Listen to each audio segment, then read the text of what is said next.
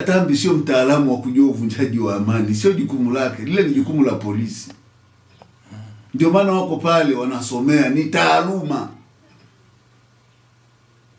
na ni matumizi mabaya ya pesa. Kama polisi, mimi naona polisi wanahangaika mishahara midogo, wengine ration, wengine nini. Kama kuna hizo hela, kwa nini zisiongezwe kule kwenye pocho za polisi na askari ili waweze kufanya kazi yao kwa utulivu? Haya, yeye apelekewe, yeye ni nani? Yeye ni DCI? Yeye ni RCO? Yeye ni OCCID? Yaani mchakato wa kisheria unataka mambo yaende kisheria. Hawa wanafanya hivyo tu kwa sababu wanataka kutafuta watu tu wa kuwabambika kesi na kuumiza wananchi. Mimi nadhani kikubwa ni tuzingatie uweledi. Kama tunafikiri tatizo ni pesa, wape polisi pesa za kutosha na waambie fanyeni kazi kwa uweledi, msifanye kazi kwa kama kweli kuna mhalifu mahali, fanyeni kazi yenu. Pesa hizi, wape pesa za kutosha, wape posho za kutosha, wape hamasa ya kutosha. Wao unachukua hela kwanza kuonga wananchi waje walete taarifa. Hiyo ni rushwa. Sio, hata sio motisha, ni rushwa na yenye nia mbaya. Kwa kitu kikubwa tunachomwambia, kama wana hela, hela ipelekwe kwenye jeshi la polisi na polisi wasaidiwe. Mimi nilichotarajia nimsikie kutoka Wizara ya Mambo ya Ndani ni kutueleza matokeo ya utekaji ambao tulifikiri ni kwa sababu ya uchaguzi yamerudi kwa kasi, watu wanatekwa kila siku. Hatujapata statement yoyote kutoka kwa mtu mwenye dhamana, lakini badala yake anakuja leo anakuambia kwamba anatoa sijui milioni ngapi sijui wametenga kwa ajili ya mtu atakayepeleka taarifa. Atakayepeleka taarifa kwa Katambi ni nani kwenye upelelezi wa jeshi la polisi? Yeye afanya kazi zake za kisera. Hizi kazi za kitaalamu waachie wataalamu. Kama kuna tatizo katika mafunzo, basi akawape hiyo skill alionayo kule chuoni ili wakitoka wawe wamekamilika. Mawaziri wetu wanatokana na vyama vya siasa.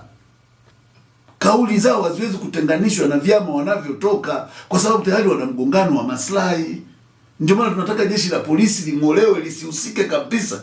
Tunaposema reform, tunataka jeshi lisihusike kabisa na michakato ya kisiasa. Liwe a free institution ambalo linafanya kazi yake kwa uweledi, likiwa na bajeti yake kamili, likifanya kazi zake kwa umakini bila kuingiliwa na maagizo ya kisiasa kama agizo alilotoa Katambi. Nadhani huo ni muendelezo tu wa matumizi mabaya ya ofisi, matumizi mabaya ya fedha za umma na matumizi mabaya ya madaraka. Kwa mujibu wa sheria ipi? Mimi nakuuliza, kwa mujibu wa sheria ipi? Unajua wananchi lazima tuwe vigilant, tumuulize. Kwa sababu na haki ya kulinda taarifa zangu, siwezi kuacha kila aina ya taarifa complete. Mimi taarifa yangu nimeweka NIDA. Mimi nitakupa jina langu.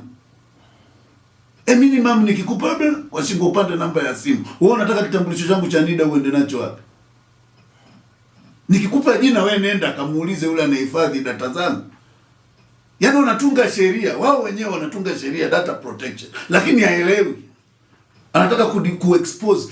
Nina haki ya privacy yangu. Yaani kila sehemu ninapoenda nikae haya siku hizi watu tunakaa tunajilinda kiusalama kwa sababu polisi wameshindwa kutulinda. Yaani kila sehemu nitapofika niwe natoa kitambulisho changu, nitakupa baadhi hapa particular nitakupa, lakini siwezi kulazimika. Hakuna sheria inayosema toa kitambulisho cha uraia ili ukae. Haya, wewe sio Mtanzania. Haya, una mtu hana cheti cha uraia, ina maana hatakuwa na haki ya kulala. Okay, asipochukua wewe utamwajibisha kwa kosa gani? Ni kosa gani atakalokuwa ametenda huyo mwenye hoteli ambaye nikifika mimi nikiona ananisumbua nitaenda hoteli nyingine. Na ili aendelee kupata wateja wake atasema bwana andika majina yako kama ilivyo ada. Wewe utapungukiwa nini? Haya, asipofanya hivyo huyo mwenye hoteli utamwadhibu kwa sheria gani? Kama sio kutaka kuleta vurugu tu na nani kwenye nchi. Kwa tunachotaka ni kwamba hao viongozi wetu wajifunze, yani waache kupanic. Alafu wanafanya vitendo ambavyo wanajustify worries yetu. Mimi nilisema siku zote viongozi hao hawawezi kutufikisha kwenye maridhiano bila kuwepo third party. Na bila kuwepo taasisi huru itakayoongozwa na watu wenye uweledi. Haya, hawa kwa akili hizi unatarajia watakupa katiba mpya? Haya, kwa hizi akili hizi akina Katambi utapata solution ya wapi walikuwa kina Mdude? Kwa akili hizi utapata wapi walikuwa kina Chonchorino? Wapi walikuwa kina Ben Sanan? Wapi walikuwa kina Kangui? Wapi walikuwa akina Soka na wenzake? Juzi wamemchukua David Nkindiko. Na ndio maana nasema kwamba hakuna mtu aliye salama. Uwe ni mwana CCM, hususan wale wanaojulikana wana CCM, wanaojulikana kwamba walikuwa wanampenda sana Magufuli. They are not safe. Ndio maana uone ni hii kuindana tu, tunaishi kama shamba la wanyama. Kwa hiyo mimi hoja yangu ni kwamba turudi kwenye utawala wa sheria. Tusiongoze nchi kwa dukuduku, pressure na misukumo ya kisiasa ambayo iko nje ya ile legal framework tuliojiwekea. Na tuwe na watu wanaoweza kusimamia nafasi zao. Ukiwa na waziri asimame kama waziri. Inaumiza sana unapokuwa na watu wana majina makubwa lakini wana maagizo wanayotoa na vitu wanavyofanya. I'm very sorry to say, sidhani kama hata mwenyekiti wa kijiji level ya chini kabisa wana kijiji wanaweza wakamwacha akiwa na level ile ya kuinterpret kanuni na sheria za kijiji. Sisi tunachotaka ni kwamba watu wazingatie sheria. Kama mtu amevunja sheria au wajibishwe kwa mujibu wa sheria. Sio atuongozi kwa hisia na dukuduku lililojaa mioyoni mwa waziri. Kesho anatoa hivi, kesho anatoa tamko hili, kesho anatoa haya. Wewe unasema leo watu waweke watoi. Kuna mtu ameondoka amesafiri saa hizi, hayuko kwake wala na hiyo kitambulisho cha uraia. Na maana huyo mtu asilale hotelini. Haya, ana leseni. Hana kitambulisho sasa cha uraia, ana leseni. Atakuwa amefanya kosa gani? Kwani leseni sio kitambulisho? Haya, hana kitambulisho cha uraia, hana leseni, hana passport. Hicho sio kitambulisho. Ndio maana nasema mtu asikurupuke. Yaani mtu anakurupuka utafikiri mtu amechomewa pilipili darini kwa hiyo amedondoka kwa bahati mbaya. Unapokuwa kiongozi, yani tafakari, unapotaka kuzungumza kitu kinachogusa haki za watu. Kama hujijui vizuri, mwambie mtu ngoja tulifanyie kazi. Kwa hiyo hilo naweza nikasema tu kimsingi ni kwamba matamko yote mawili. Hilo la pili ndio ultra vires kabisa. Ndio maana nimekuuliza. Haya, mwingine hana vyote, ana cheti cha ndoa. Utamtambua? Haya, watambulisho, wanafunzi wenye vitambulisho vya chuo, ana cheti cha uraia, haya anacho cha chuo tu. Hata lala, sio kitambulisho. Haya, mwingine vyote hivyo hana na barua ya mtendaji wa kata. Kwamba huyu ni raia wangu ametoka huko anasafiri kwenda huko. Yaani unajua we are trying to go to little things tukijaribu kujionyesha tunafanya kazi lakini kimsingi hatufanyi kazi. Tunaleta vurugu katika nchi. Hii ni nchi inaongozwa kwa mujibu wa sheria na kanuni na katiba. Kwa hiyo mimi nadhani wananchi wana wajibu. Moja ya wajibu ni kukataa kutii maagizo ya ovyo kama ya Katambi ambayo hayana msingi kikanuni, hayana msingi kisheria, hayana msingi kikatiba. Nchi yetu ni nchi ya kidemokrasia ambayo inaongozwa kwa sheria na katiba. Kwa hiyo mamlaka yoyote au mtu yoyote anapofanya jambo lolote lazima liwe na msingi katika kanuni, sheria au katiba.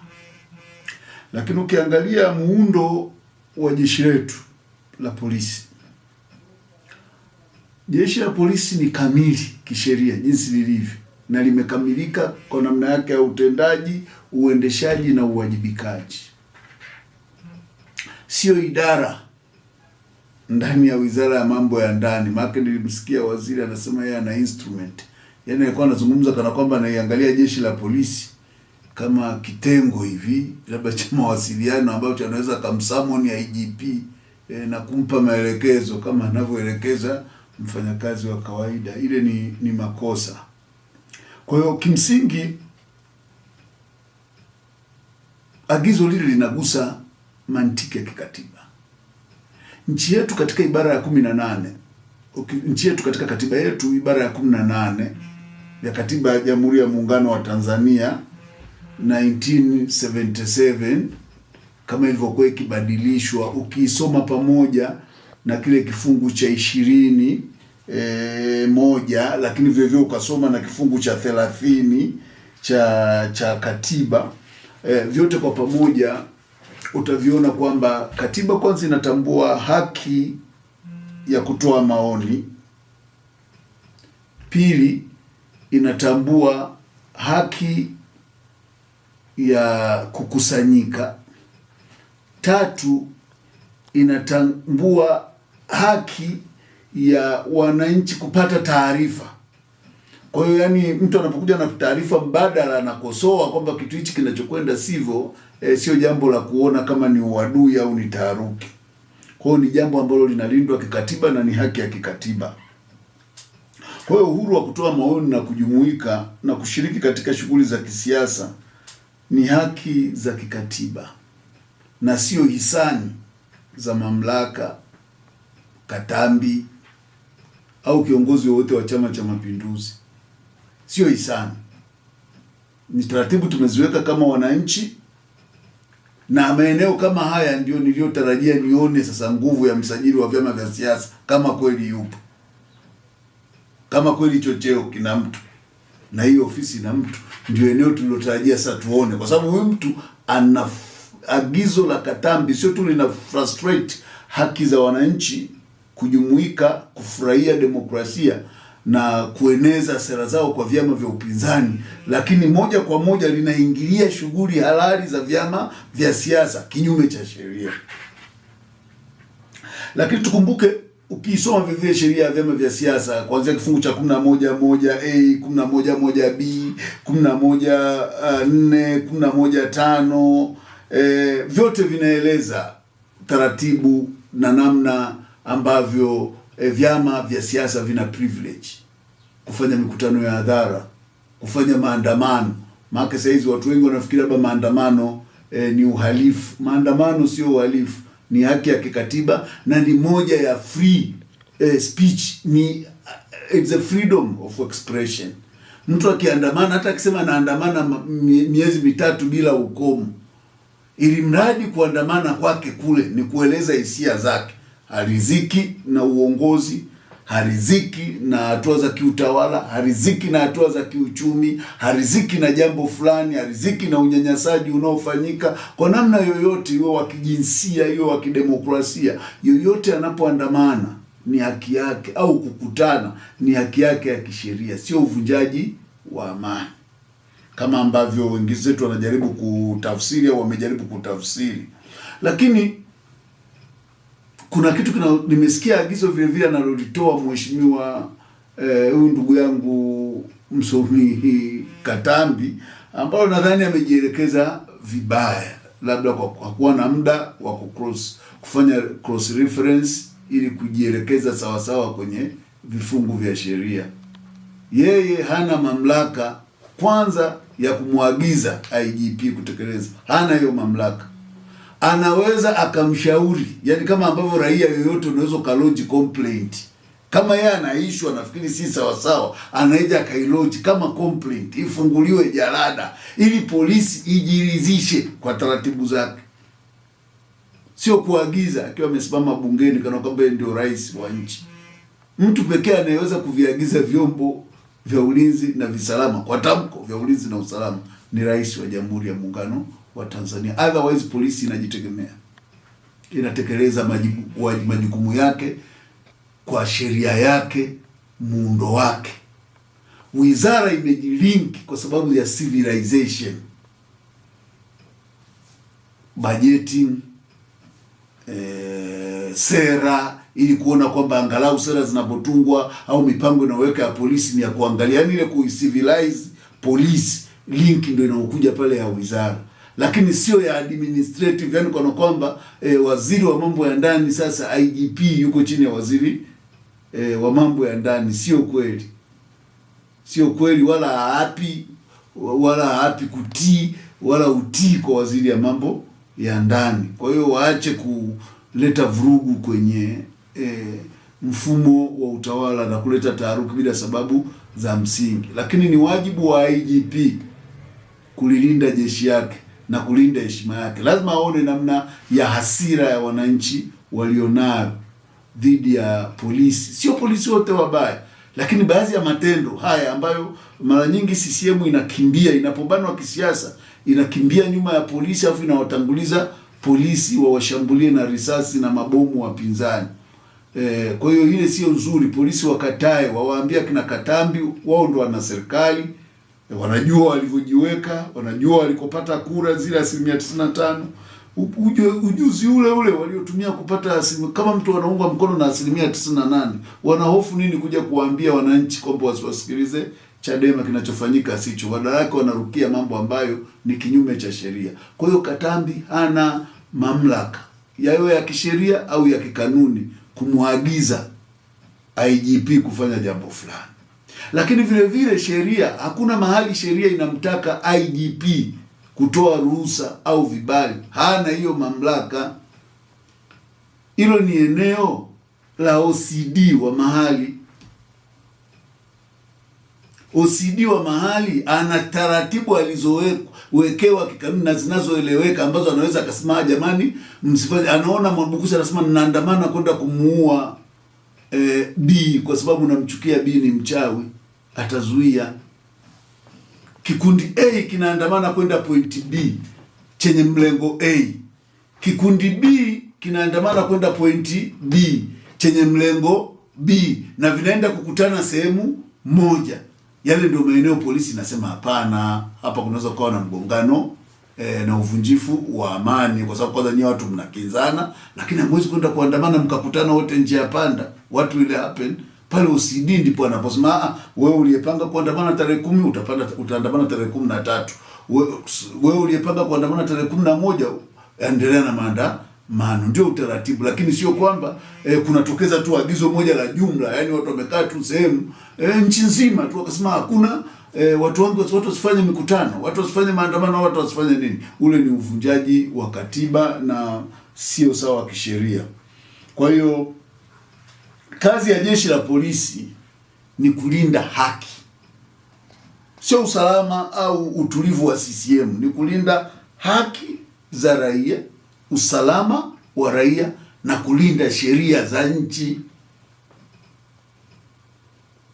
Kwa hiyo kama mtu ametekeleza wajibu wake, ametoa notisi kwamba jamani nitaandamana, nitakuwa na mkutano, kazi ya polisi ni kumwezesha yule mtu kufurahia hii haki, sio kuinhibit. Yaani polisi hawaruhusiwi kuchukua mamlaka ya kunyang'anya ile haki, kuinhibit. Kazi yao kubwa ni kuwezesha ile haki kufanyika. Ndio sheria zetu, ukisoma sheria yao ndicho kinachoelekeza. Unaipa taarifa polisi wanakupa ulinzi. Kwa hiyo agizo lililotoka ukisoma kifungu, ukiondoa vile vya 11 ukaenda vya 20 kifungu cha 20 kwenye sheria ya vyama vya siasa, lakini vile vile ukaangalia mfumo mzima wa utaratibu, utakuja kugundua kwamba hata yale mamlaka yanayompa mandate kwamba waziri anaweza akasimama bungeni akatoa tamko, sio tamko la namna hii. Ni tamko kuhusu jambo ambalo liko katika himaya yake. Kwa hiyo sio tamko ambalo ni kama anatangaza vita au anatangaza hali ya hatari. Hata rais angetoa tangazo la namna hiyo angelazimika kwenda bungeni kwa ajili ya kupata ridhaa ya bunge. Kwa hiyo sio bwana Katambi tu anakaa sehemu anasimama bungeni anajaribu kutoa tamko. Nchi hii haiendeshwi kwa matamko, ambayo tamko kubwa linalonyang'anya haki za kiraia. Kwa hiyo kuna wajibu wa namna mbili. Mwananchi ana haki ya kukataa kutii agizo haramu linalokiuka sheria na katiba, na IGP ana wajibu wa kulilinda jeshi la polisi. Nadhani kwa hizi siku za karibuni amesikia namna wanavyotaka kusukumiwa hata yale mauaji, kama alisikiliza, hata yale mauaji ya Oktoba. Hawa wanasiasa waliokuwa wakiwasukuma polisi, ukipitia ile taarifa, ukisikiliza taarifa ile ripoti ya Chande, ni kwamba sasa wakaanza kusukumiwa. Ndio unasikia kila mtu hata kama alipewa silaha, matumizi ya silaha ni askari husika. Kwa hiyo nataka niwaambie askari wasikubali kuendelea kutumika. Wamekwisha uona moshi, moto utawawakia.